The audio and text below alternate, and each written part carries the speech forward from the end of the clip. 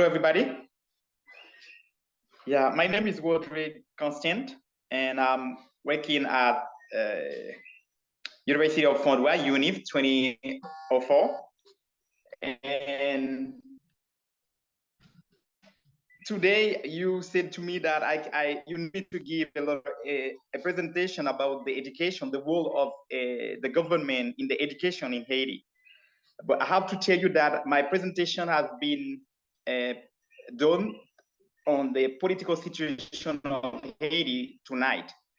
But let me give you a short information about the education in Haiti. Education is one of the main major conduct to development. It is mentioned in the Haiti Constitution that everyone needs to receive education without needing any money. Unfortunately, it's not exactly what said in the Constitution, is not exactly the reality. But today, my presentation is going to be on the situation of the political situation of Haiti, which keep us from to receive the education in Haiti as the key of development. Let me give you a little presentation about it. Let me talk about the political situation in Haiti. The political situation in Haiti is a monstrous picture marked by shame, hypocrisy, and corruption. We summarize that in the following points: high level of insecurity, inexistence of the government, forced exodus, closure of businesses, corruption, increase in employment, increase in misery, stress, and illness. High level of insecurity. The high level of insecurity in Haiti is not an accident. It is created mostly by all of the Asian government since after 1986. In existence of the government. In Haiti, the politicians choose to be politicians or to do politics only to make money, not to develop or to ameliorate the life conditions of the population. The government does not work for development. They steal the resources of the country everywhere or in every single step. First, exodus. Right now, you might hear from the news what's happening in Haiti. The gun continue to destroy houses, businesses, and kill people. As a matter of fact, people are forced to leave the houses with nothing. They are trying to go somewhere else to cover their head. A great amount of peaceful people who have taken years to build the houses, now they are homeless.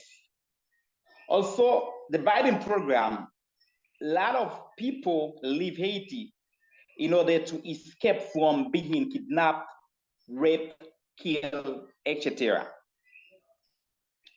Closure of businesses. Some business owners are kidnapped and they are forced to pay ransom in order to be liberated or to get the liberation. The gangs shoot every day, everywhere in the capital of Haiti, especially in Port-au-Prince, loot businesses, burn people's house, and some business owners pay a lot of money to keep the activities. The amount of money registered by required by the gangs discourage people until they close their businesses. Corruption. Corruption is the enemy of education, the enemy of development. The government use taxpayers' money to support the gangs and control the power. A group of politicians, people, pay the gangs to fight against the government A group of business owners pay the gun to fight or destroy other other businesses.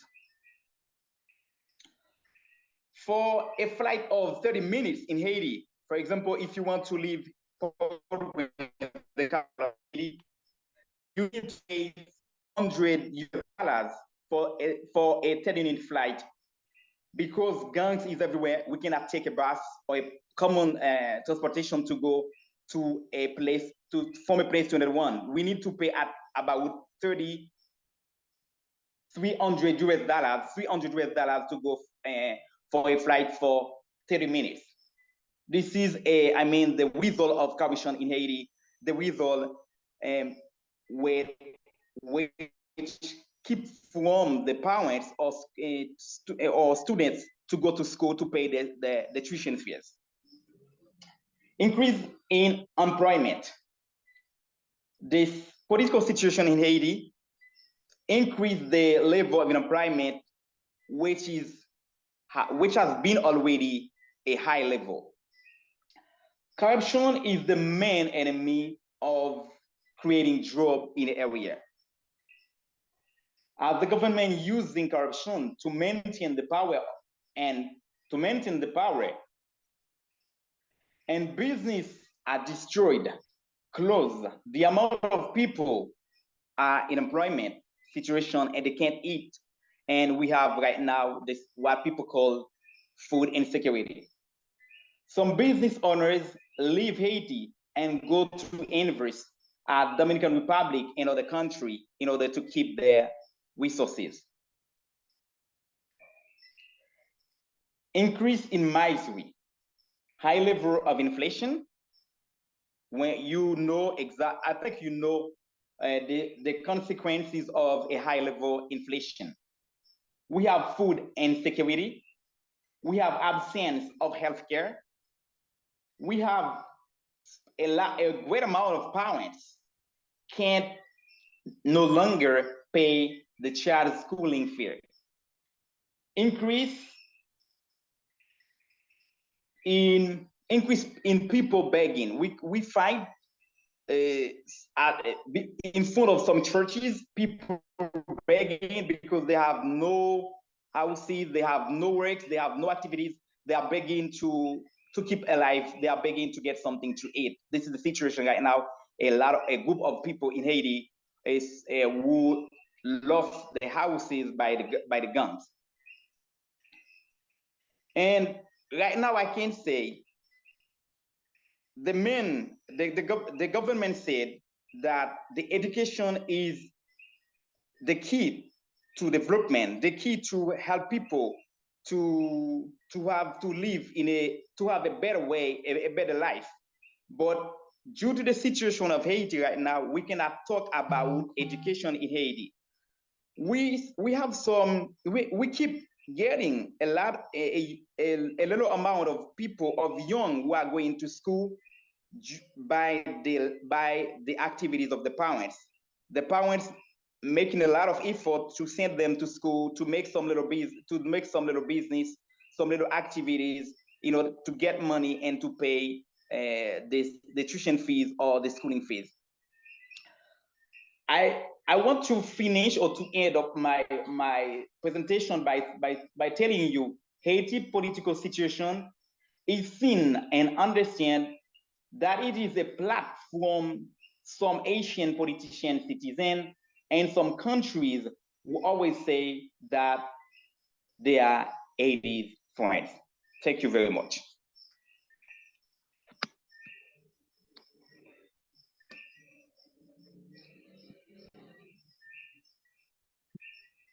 Thank you so much, Mr. Rodrigue. Would you have time for a quick Q&A? What do you say again? Do you have time for a quick question and answer? Like questions? Yes, I have. Okay, no problem. You can go. Go ahead. I guess we'll take time for a quick Q&A. Does anyone have any questions for Mr. Rodrigue?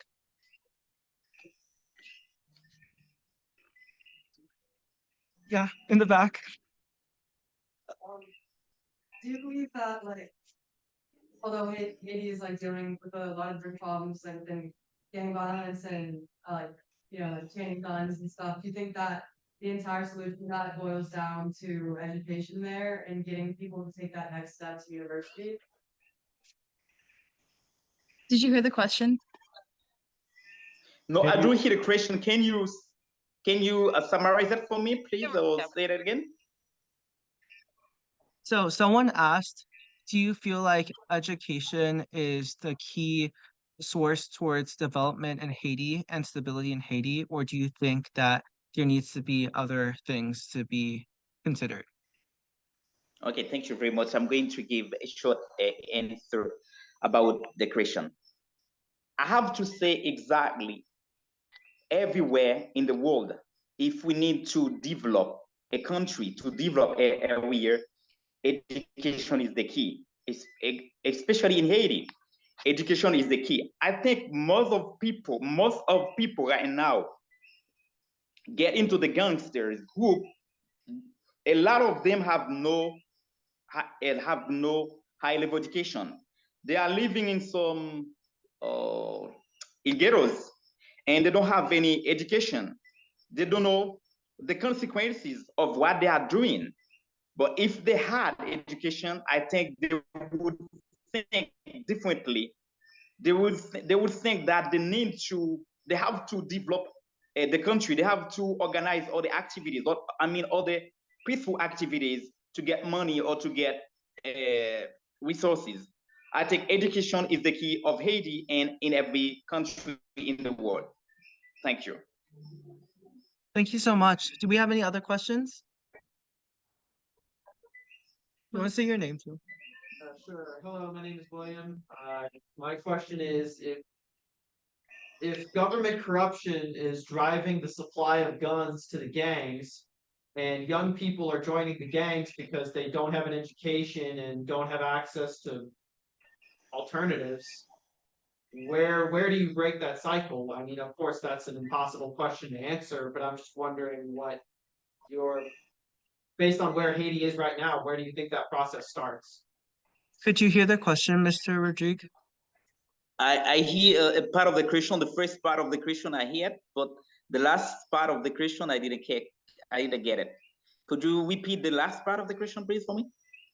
Yes, the question was, how do you break the cycle of violence in Haiti where the corruption is creating a supply of guns to young people? How do you break that cycle? Or can I break there's the cycle? The cycle of the government giving guns to young people. Yeah. Okay. You say, how do I measure or do we can break the cycle? Of corruption, yeah, in the government. Or do we measure it? Just what is your no. Dabdi, Rodrigue, comment empêcher ça continuer? C'est un cycle violence qui toujours fait parce que l'État toujours by zam by géniaux pour participer dans la gang. So, il demande comment caser cycle ça pour suspendre ça côté l'État toujours by géniaux zam. Okay. Okay. Can I say and clear you translate a better word for me? Bon, gars, essaie. Mais si vous dites ça, dis en certaines phrases et puis fais un petit pause parce que je ne peux pas songer tout. Okay. As we said before, education is the key of the development.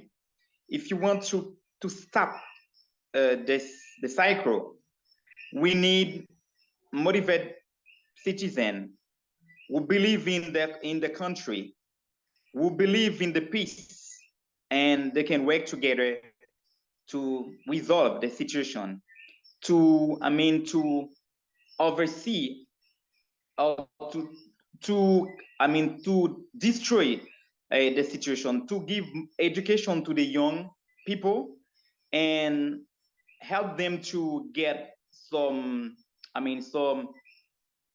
activities, not to leave them in the street, give them some vocational education, so that they will have jobs, short-time jobs. They can respond to the needs, and I think we will be able to finish or to end up the cycle of violence or insecurity in Haiti. Thank you so much. Anyone else have a question? Wait, why don't you just bring the laptop back, Okay. and then she can talk in there. Yeah. Okay. I'll mute this one, and then you can unmute this Princess. Oh, okay.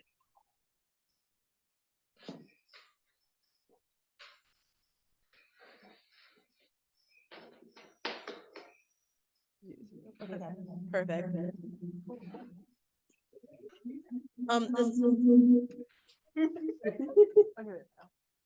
Are we okay?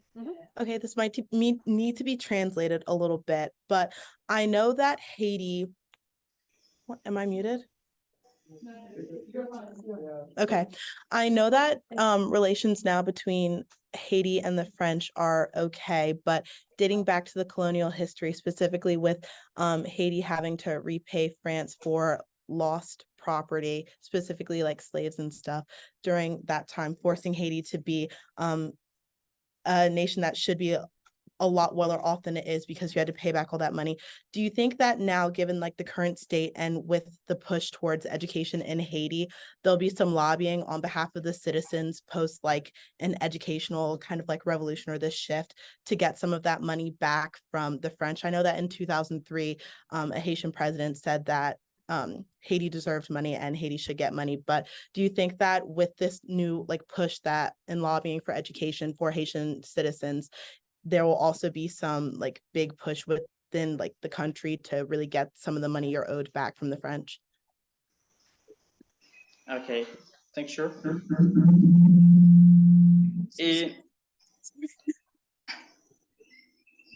When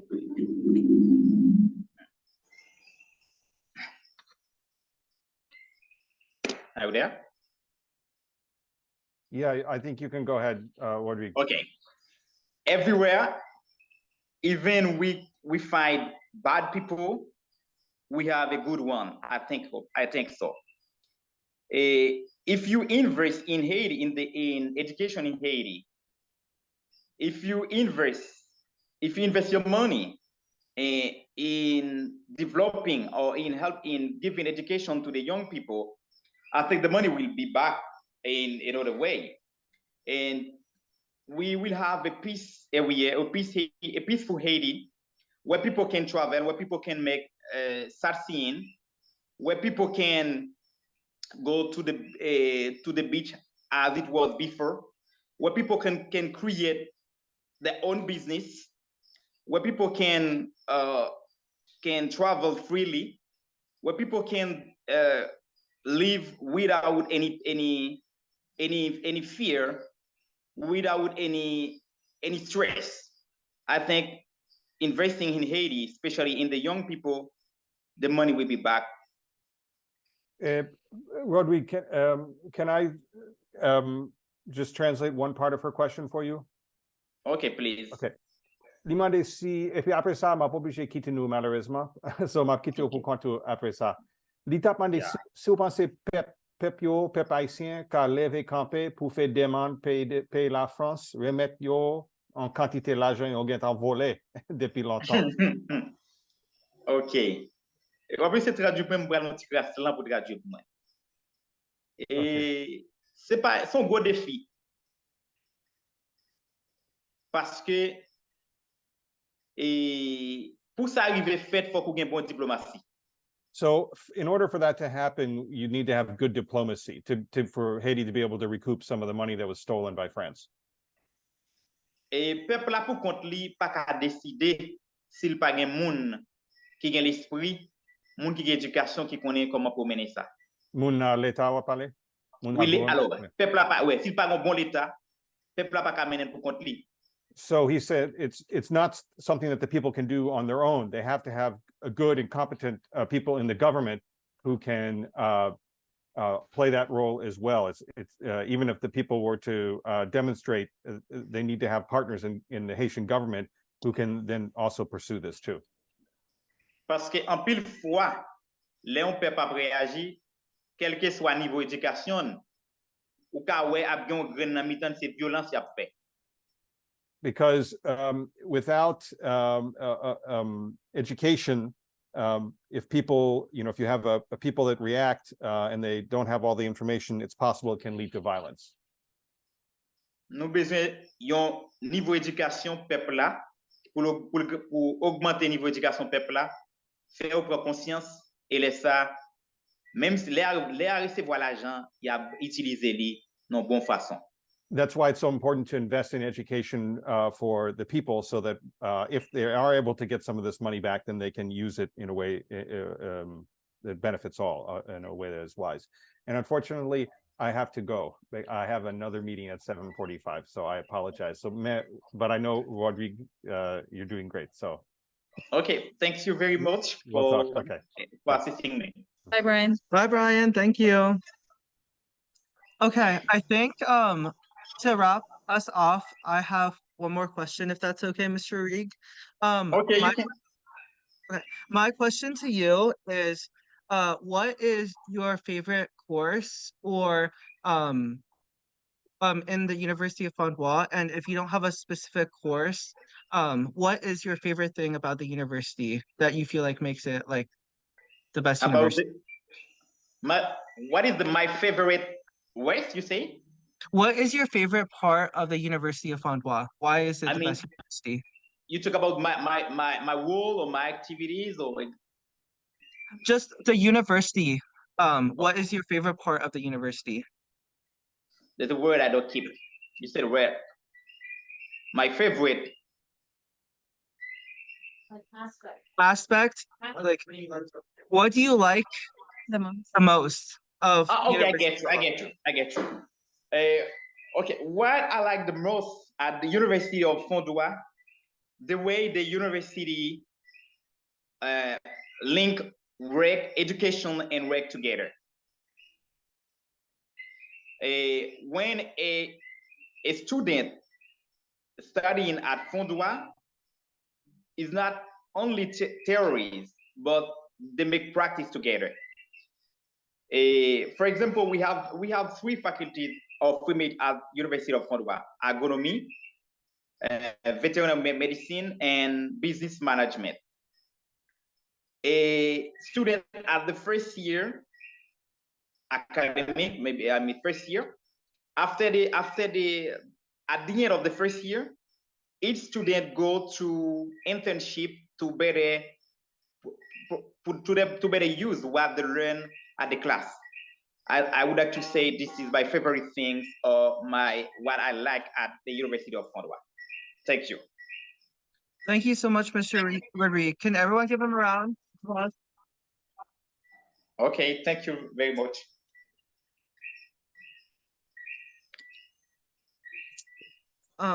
You can stay on for the remainder of the call if you want. Dr. Zanotti is going to be speaking, but otherwise we'll keep in touch very soon. Thank you so much for your time. Okay, no problem.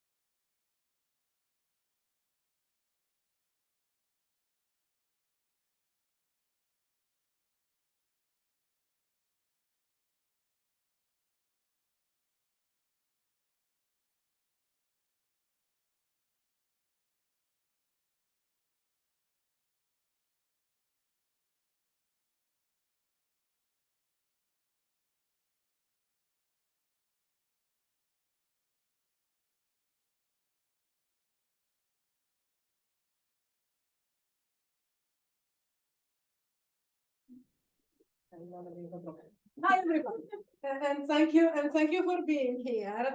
Thank you, Prince, for organizing this wonderful event. You got an amazing turnout of people, and I'm so happy to have a chance to talk about Haiti. I often talk about Haiti. I think that's why Prince and Jasmine and others got motivated to get involved. I talked about Haiti to many people, but not everybody decided to get involved. So thank you for doing this. It's really important to mobilize young energies to do things that make sense for other young people like you, who, however, live.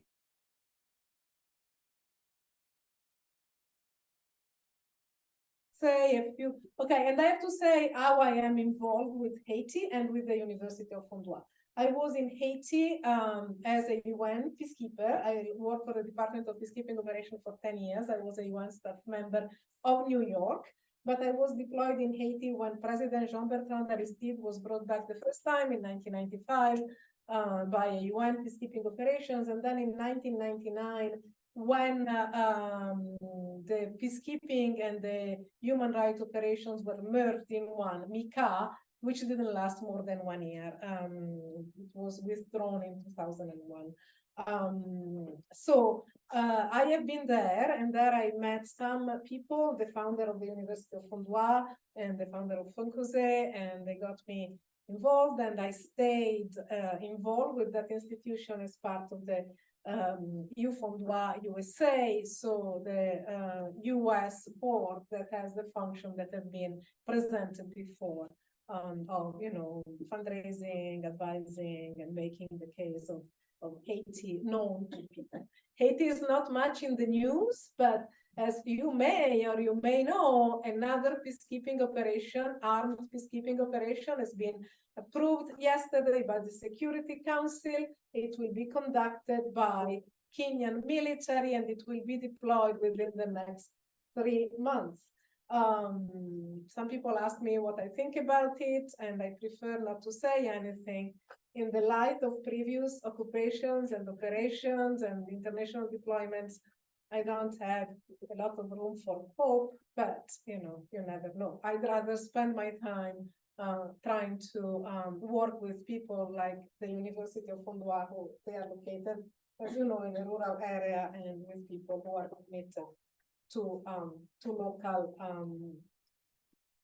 and I don't even like to talk about development, but to local education and to local social capital. Anyway, I'm gonna say, so Prince asked me to say a couple of things about the history of Haiti. I don't know how many of you are familiar with Haiti, but in 1804, Haiti declared independence from France, and it was the only slave revolt in history that led to the creation of an independent state. This was, of course, a sword in the eye of the slavist Big North and of others who were still slave states, right? France had a lot of plantations around the Caribbean, and they were worked by enslaved people. And as somebody has pointed out a few minutes ago, in exchange for recognizing the independence of Haiti in 1820, France asked for a payment of 150 million francs as war damages. Right? This is insane. I mean, I cannot stay neutral, but if a country that has exploited the population work with a slavery regime asks for reparations when those people acquire independence, that tells you something about relations of power and what is considered feasible or not. France has kept the money, and President Jean-Bertrand Aristide, who asked for the returning the money, I think it was in 2003, was ousted for the second time in 2004. So those kind of things, are just not done. There are another couple of things I need to say about Haiti. Between 1915 and 1939, the US occupied Haiti. It took control of the bank and of the foreign debt of the country. It was part of the doctrine of, keeping influence in the Caribbean and throwing the Europeans out of the area. I could say a lot about that period, but I'm not. In 1957, Jean-François Duvalier, the dictator who ran the country for 50 years, he was not 50, but the family ran it for. Jean-François was ousted in 1986. Anyway, the father, Jean-François Duvalier, sorry. Jean-François was elected in 1957. His son took took its place in 1971, and his regime ended in 1986. So they ran the country collectively for several decades. There were a number of military rulers that followed, and then in 1990, Jean-Bertrand Aristide was elected president with a 60% of the votes, 60% of the Haitians who voted for him. He was ousted after 7 months.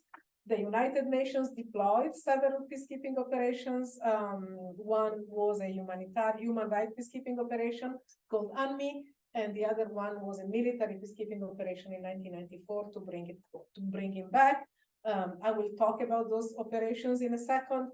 I just wanted to say that Aristide was elected again in 2001. He was ousted again in 2004. There were a number of other presidents. The last one in 2021, Jovenel Moïse, was assassinated. There has not been a president ever since in Haiti. You've heard that there is basically no functional government. The country is now run by gangs who have been more or less allied with several political factions. But there is no functioning government. There is a prime minister who is now de facto in charge, but his credentials are not stellar, and is a very controversial figure. Okay, so peacekeeping operations in Haiti. I already said something about President Aristide. The first presence of the UN was a human rights monitoring operation. And then the de facto leader, the military guy who threw out Aristide, Raoul Cedras, at a point tried to throw out the human rights monitoring mission as well. So the Security Council voted a peacekeeping mission in Haiti in 1994. The operation brought back President Aristide in 1995. In 1999, I was there when MICA was established to consolidate, this was the wording, but to consolidate the results of the civilian and military operation. The results were not many, I have to be honest. The United Nations presence in Haiti didn't achieve democracy or stability. The goal of the peacekeeping operation in 1995 was to reform the police, the judiciary, and the prison system. The prison system is abysmal. The police has not been able to support itself, and the judiciary is not established, because in order to establish a judiciary, you need a number of things, to include good roads, good communication, good, you need computers, you need a number of things to have a functioning judiciary. I always talk about this in my classes. I'm not gonna do it now because there is not enough time. Anyway, I will skip on the peacekeeping operations details. Between 2004 and 2017, there was MINUSTA. MINUSTA has been very, very controversial. It has been, so there has been cholera in Haiti brought by one contingent of the UN peacekeepers that were discharging human waste in the river, the Tibonite River, and then after the quake in 2010, we had a cholera outbreak. There have been allegations of child abuse and prostitution in which UN personnel were involved, and so on and so forth. It doesn't mean that every person of the UN there was a mean person. A lot of people were really committed to what they were doing, but for several reasons, they could not, the motivated one could not operate. Like, I was talking to colleagues who were in charge of reforming the prison system, and they didn't have any funding. Nobody was really interested in having Haitians in a different system that was not overpopulated, or where they could get food, or where they could have, proper facilities to be detained in. The reform of the police has increased the number of detention, overcrowding the prisons. The judiciary never was actually reformed for a number of reasons that I'm not going to explore here. So, okay, I published a number of things. I just put, because Prince asked me to, these are a few articles that I have published on Haiti.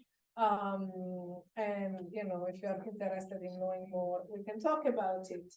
The reasons why so I think that the University of Fondwa is a different thing. It's not the product of international intervention. It has been funded by a Catholic priest, local, Father Joseph Philippe, but it has received the support of international donors. It is entirely run by Haitians. It is connected to populations in the countryside. The pupils are supposed to go back to their communities of origins and provide services and expertise to those communities. This happens sometimes and sometimes it doesn't. But nevertheless, the University of Fondwa is helping not only to create competences in the specific 3 areas of its curricular activities, but most of all in creating young leaders of their country. You must know that the rural, before all this gang occupation, Port-au-Prince was a place where all the wealth of Haiti was concentrated. The peasants in Haiti are considered the poorest, the scum of the world. They don't have, you know, it's almost an insult to call somebody a peasant. And the university is lifting these populations in the countryside and trying to bridge this urban-rural divide. It's now also a safe place because it's very unsafe for people to be in Port-au-Prince. So it's a safe place for students to go to school, for students like you, who are your age and have the same aspirations, except that they have a completely different type of challenges than the one we face here. So, okay, I will stop here because it's late. If you have questions, I'm glad to answer. If you want to know more about Haiti, I'm glad to talk to you anytime or now or whenever. Does anyone have any questions? Yes, William? Yes, what's stopping people from getting an education at the university and then just picking up and leaving and going somewhere else? I imagine brain drain is an issue in this situation. Is that the case, or So is that not as much a problem? There are several things. Brain drain is one issue in Haiti. I'm not aware that it has affected very much the population of the University of Fondwa. They tend to stay in Haiti, but it is one issue. There has been an educated class in Haiti that every time there is a catastrophe, like the 2010 quake, like the various hurricanes that have hit the country, or political instability, they tend to leave because they can. Okay? There are a number of doctors, Haitian doctors who are in Canada. There is a problem of brain drain. It's a real problem that a lot of Haitians are in Florida too. Now, there is an issue. So the University of Fondwa has created people who are mostly employed, but there is also, it's not a place where there are a lot of options with regard to jobs. So one thing that happens is some people are able to become business people and establish their own business. They're able to work for other education institutions. They are able to become local leaders, for instance. But there is also an internal brain drain that is the NGO. Right? Haiti is a country of NGOs, and the number of people who are very qualified ended up, at least when I was there, and I haven't been there for 5 years now, but ended up working for NGOs in roles that are not necessarily aligned with their skills. But of course, if an NGO can pay a driver much more than anyone can pay an engineer or an agronomist, the agronomist and the engineer will go work as drivers for an NGO, right? And that's another issue. So education is one thing. You need to create leadership. Paulo Freire said that the first thing in development is conscientization, becoming aware of your situation and try to change But of course, it's a piece of the puzzle, right? And there is nothing that, there is no magic wand. And I have a question here. I don't know your name. I'm sorry. Yeah, my name is Judith Obrador. Judith. Yeah, thank you for being here with us. So my question is, according to your experience as a United Nations representative, right, to have different kinds of point of view, visit different countries and situations as well. How is the best way to create and build a bridge of peace and reconciliation, especially in countries like Haiti, with many political and social issues? If I had an answer to that question and I could control all the variables that should fall in place in order for that to happen, I would have stayed in and tried to make it up to the role of Secretary General. Since I do not have an answer to that question, I decided to write a book about it. And the book doesn't give an answer to that question. The book analyzes, because I don't. And honestly, I don't think anyone does. But okay, I can tell you, and maybe saying the things that why I think the peacekeeping operations in Haiti didn't work. Maybe it gives a suggestion on how maybe something could be done differently, but I don't know by whom, because the United Nations is as good as its member states. So, the political agenda of peacekeeping operations are not set by the Secretariat, they're not set by the political officers like I was, they're set by the member states. So the UN has a very narrow window for setting the agenda. So what we did in Haiti is that we had an agenda to bring about democracy, and it was conceptualized as reforming the police, the judiciary, and the prison system. Now, the member state, the peacekeeping operations need money. They don't come cheap. And member states sponsor them. They give money for peacekeeping operations. Money comes with string attached. And most states gave money for the reform of the police, very little for the judiciary, and very little for the prison system. Making all of this work is very ambitious. What happened when we pulled out Nika, the situation in Haiti was that we strengthened the police, but it became mostly a border police. It became a police that was designed to prevent people from taking boats and coming to Florida. The judiciary was not reformed because reforming the judiciary requires not only training. So again, if you only have a hammer, everything looks like a nail. But what the international community focused on was training. You can train the police, you can train judges, you can train clerks. If you don't give money to support them, support their salaries, the situation is going to collapse. The police became a very good engine for drug smuggling because they didn't have a salary.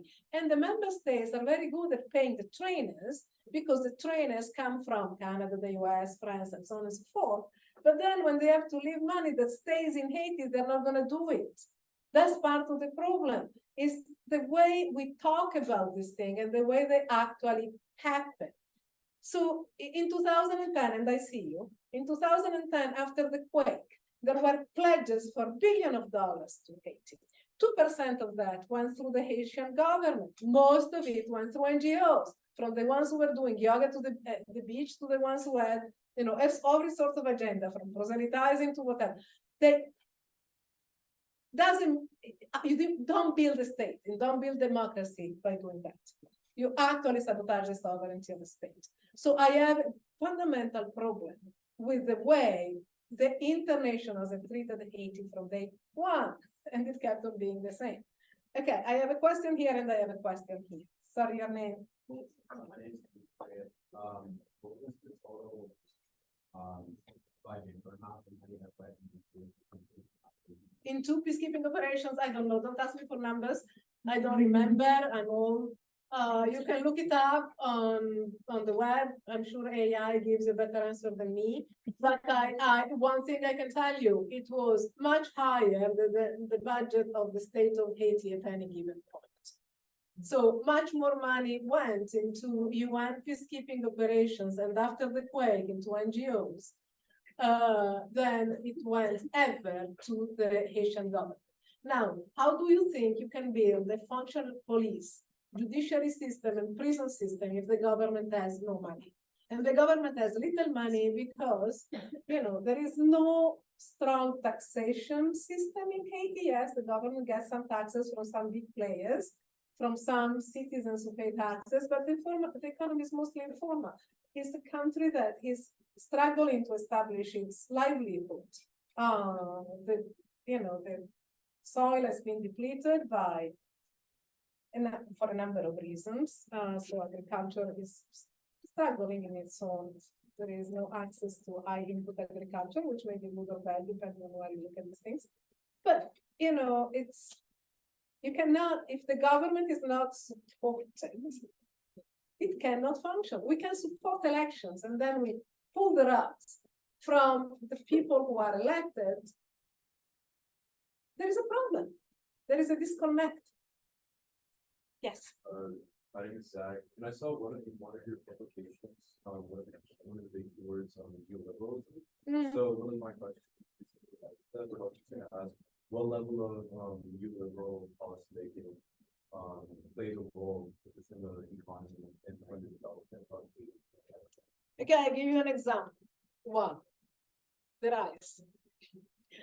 Haiti was a big producer of rice that was produced, you know, around in some areas in central Haiti. And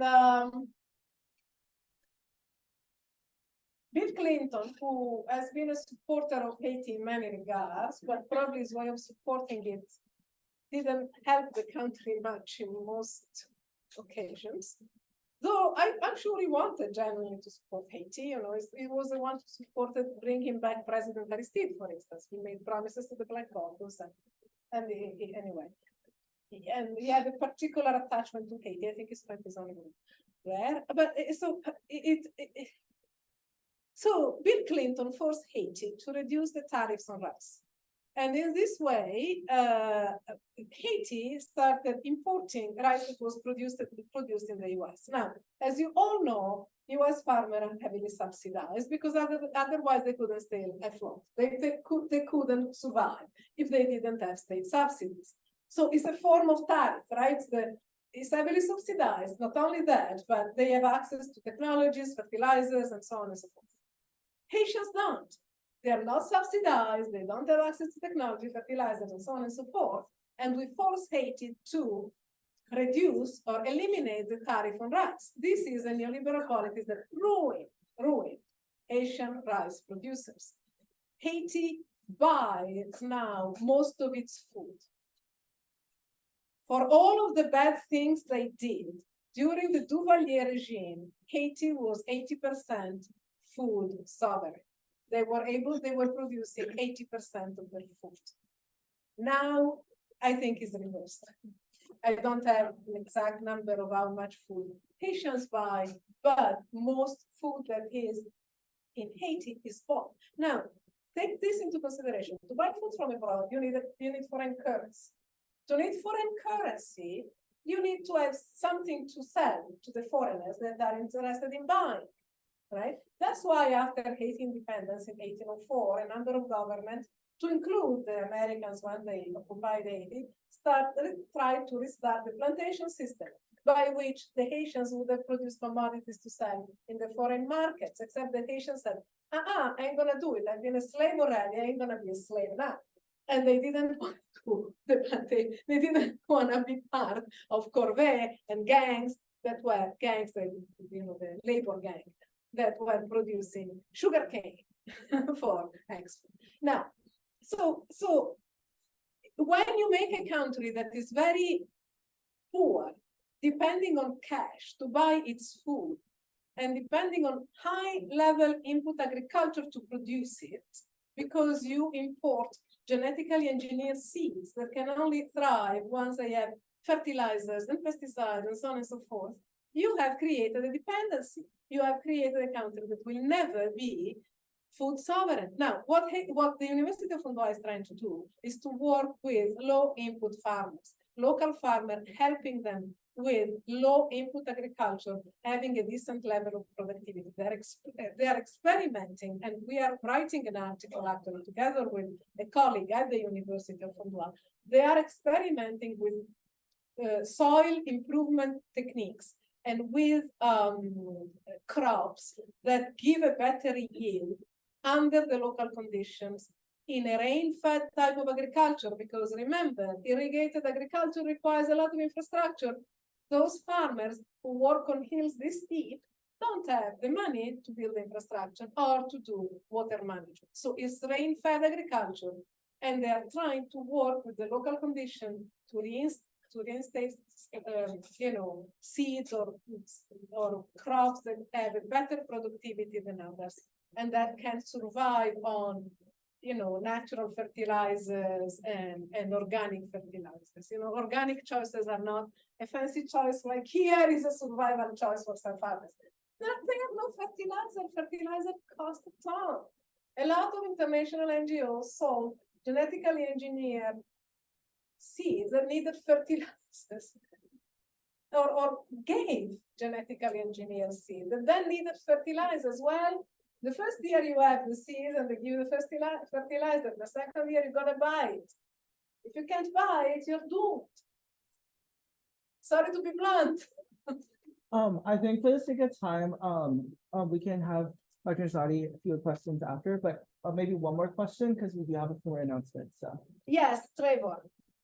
Yeah, so given the current political situation in Haiti, or I suppose the lack thereof, how do you suppose that Haiti works to reinstate law and order throughout the country? Who is Haiti now? Who is Haiti? There is no government in Haiti. Who is Haiti? Are you talking about the Haitian peasants? They try to stay out of fire. People on Haiti. I mean, it's different. I think that the challenges, and I wish you asked, Rodrigue on this, but because it is there and I'm not. As I said, I was there last time 5 years ago, 6 years ago. The situation in the capital is that people cannot even go through Port-au-Prince because there is the life. There is to be kidnapped if they have a couple of pennies in their pockets by gangs. The farmers in the countryside try to survive. Of course, everything is more difficult because the gangs control, supplies, fuel, and so on and so forth. So when they control everything that goes in and out of the country, they control key supplies, everything becomes more expensive. Farmers are probably right now much better off than people who live in Port-au-Prince. They don't risk their life every time they go out of their house. Because again, in Fondwa is still safe to be, A lot of people don't go there because they can, if we go to Haiti, any of us who goes to Haiti, we need to go through Port-au-Prince. The moment we are in Port-au-Prince, how do we get out from the airport, right? Either we fly to the countryside, but there are no airstrips most of the time, or it's difficult. You need to circumvent. So I don't know what Haitians think about this peacekeeping of so-called. It's a military deployment. I don't think it's called peacekeeping operation, and I haven't not seen the mandate, so I don't know what the mandate is. But, I don't know what they think. I don't know if they favor it. I don't know if they don't. I don't. thank you. We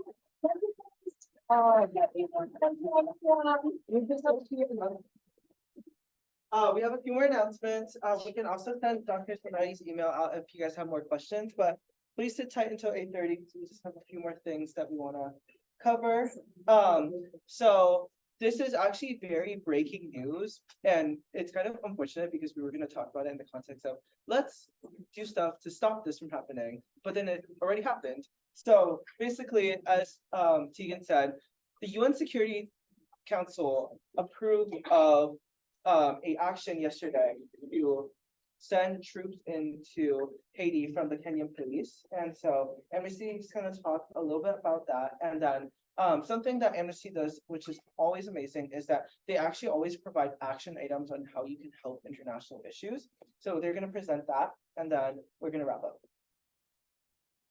Hi guys, my name is Jyotsna. I'm a co-president with Tegan of Amnesty International Virginia Tech. And so I'm just going to briefly go over kind of what Amnesty is focused on in regards to Haiti. And then again, as Prince said, go over some action items. So each year, Amnesty reports on human rights within Haiti. Obviously, right to education is a huge right within the United Nations Declaration of Human Rights. However, in 2022, Amnesty International found that Haitians were lacking in economic, social, and cultural rights. And given the context given by our guest speakers, that's no surprise. They face chronic violence, including massacres, kidnapping, and sexual violence. However, something that we wanted to focus on that has not been touched yet is that the U.S. has turned away refugees and migrants and subjected Haitian asylum seekers to arbitrary detention and discriminatory and humiliating ill treatment that amounted to what they quoted as race-based torture. So we will be going over an action item for this. However, as Prince said as well, the United Nations Security Council was set to vote, and they already did, on using multinational forces, in this case the Kenyan police, to help out the Haitian police in controlling gang violence. However, Amnesty International wrote a letter in order to call out the concerns of using these types of forces because of the lack of accountability and history of excessive use of force in the past. Again, given the context that we were given, it's not surprising that international force and international intervention in Haiti has not gone well in the past. And so just in March 2023, 30 cases of police killing, and there were 30 cases of police killing of anti-government protesters, and giving more power to the Haitian police, again, is going to exacerbate these kinds of causes. And again, they emphasize in the letter, they emphasize the hostile treatment of Haitian refugees in the Americas and ask the international community to consider human rights before the deployment of proposed forces. Given, again, this mandate has already been voted on, it's just important to keep an eye out on the international actions that happen in Haiti and how we can help the international community keep each other accountable for the upholding of human rights. So what are some action steps that we can take as individuals, as students, to help out the situation? First, of course, just being at this event today, we are all much more educated thanks to our guest speakers on the issues facing Haiti. Continuing to keep up with the news. Again, this is a very recent issue. We are going to see many more updates come as international intervention takes place. Amnesty reports, of course, Amnesty reports on human rights abuses. And academia, if you are in any science classes, academia on Haiti, but written by those with firsthand experience in Haiti, such as Dr. Zanotti. I think the most powerful tool that we have today is a direct connection to a local organization and a local university, which is to donate to on-the-ground organizations. And today, it's University of Fondwa. So please pull out your Venmos and donate today. As well as getting engaged with the VT Month Philanthropy, because there will be continuing philanthropy events throughout the year. And lastly, we have an advocacy measure, which is to write to your representatives to stop the deportation and racist treatments of Haitian immigrants. We have a PDF template here, so all you have to do is scan it and it'll have a pre-written letter. And then this is a the second QR code on the right is simply a web page to whitehouse.gov, and it'll give you a place to paste and send that letter as well. And we will be sending out these slides in both the VT MUN listserv and the VT Amnesty listserv. So if you're interested in either of those, you can come talk to me in Prince after the presentation. Can I speak on this for a second? Yes. Amnesty International is really, really well known for having like these letters. This one isn't by Amnesty itself, but there's been so many times where Amnesty will have like a massive letter writing campaign, and they'll actually stop this from happening. Right now, due to the political violence that's happening since 2021, the refugees have increased from around 1,500 per day leaving the country to over 5,000 per day.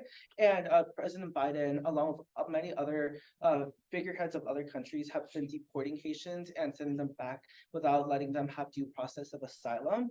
And so this PDF will literally give you a pre-written letter. And so all you have to do is write your name on top and then send it over to whitehouse.gov. So please do that, because there's been many instances of political figureheads course correcting once they realize that their constituents have realized that this was a big enough issue. So please, please, please can. This is one of the very real and incremental things you can do to help out right now. with the Security Council things happening, obviously Dr. Zanotti talked extensively about the issues of former operations. To add a little bit of optimism to the conversation, I feel like it's really important to critique operations and things that are going wrong in the international system. But I hope that because there's been so much literature and so much international condemnation of like the previous mistakes, I hope that this UN operation can be different. And one way we can help this is just to be educated on these things, know what mistakes we made in the past so we can be advocates to what we can do better in the future. So for our very last few slides, we just wanted to first start out with Karina's Venmo. So you can scan this Venmo because basically with uFondwa, $400 will equal, or a few $100s will equal to one student's tuition for a semester. And so even anything incremental will be really, really helpful. We have been trying to, this is actually like our first time like presenting, like raising money. So please donate, even a few dollars will help. And yes? Hi guys, I'm Taylor, I'm also using mom. I was trying to signal to say something, but this isn't your only time to donate. Every time before this is our conferences, for a second before you can help out by we'll have a lot of merch selling both at the conference before and t-shirts with our logo, stickers, and things like that. So even if you're not able to donate today, definitely stay on the lookout. We're trying as much as possible to word of this conference, and hopefully we'll be able to live support. And also, another thing is philanthropy isn't this. Like this is one like 5% of what we're doing. There's we have so many events planned, tabling, writing letters, so many different action items, petitions. And so this is only one way you can help out. So financially, we're all coming from different places. So if you can't help financially, there's so many different ways that you can come support, including the template that we wrote over here. And last but not least, if anyone needs the memo, I'll have it out for 2 more seconds. We have other ways you can help too. Hi guys, my name is Nikita. I'm actually the Director General for VT Monks Conference, but I am also the Treasurer for Amnesty International. If you are interested in advocating for human rights and just being able to kind of support causes such as specifically for Haiti, we do have meetings this semester. We meet every other Wednesday, so our next meeting is actually October 18th. In Pamplin 1010 at 7 p.m. We do have a QR code for GroupMe if you'd like to join our GroupMe. If you do not have GroupMe, you can also email us at amnestyintelvt@gmail.com to join our listserv, as well as follow us on Instagram at VT Amnesty. We post a lot of updates about what we do. As Tegan mentioned, we do a lot of tabling, a lot of protests, a lot of guest speaking events, and much more. So if you're interested in any of those, anything we spoke about today, please consider joining our meeting. Thank you so much. Thank you, Nikita.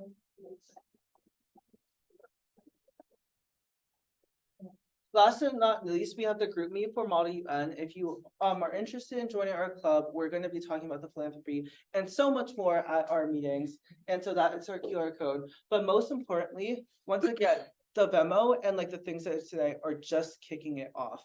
We wanted this meeting to be really substantive and informative so that everyone can get like an idea of what's happening in Haiti right now. But Karina and I are cooking up so many events where you can actually have action items of like writing letters or connecting with the students and being tutors, and there's like so many more other things that you can do. And then the final thing that we want to spotlight is that for any IR majors or anyone who wants to bolster their resume, me and Karina are actually like accredited, like we have accredited internships. We signed like internship forms with the University of Fondwa. And so we're international development interns for uFondwa. We're trying to have more interns. And so if you guys want an international relations internship or like anything along those lines, because like we like it will be something that we're developing in the next month or so. Please also scan this QR code because we're wanting to branch this out and create more internship opportunities for students. I know especially, I don't know for everyone, but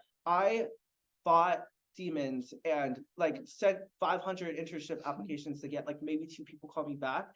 This is something that we're going to hire exclusively from Virginia Tech students. So yeah, feel free to scan this if this is something that you want to do too. You're going to be working with like the uFondwa board, which have people at Harvard.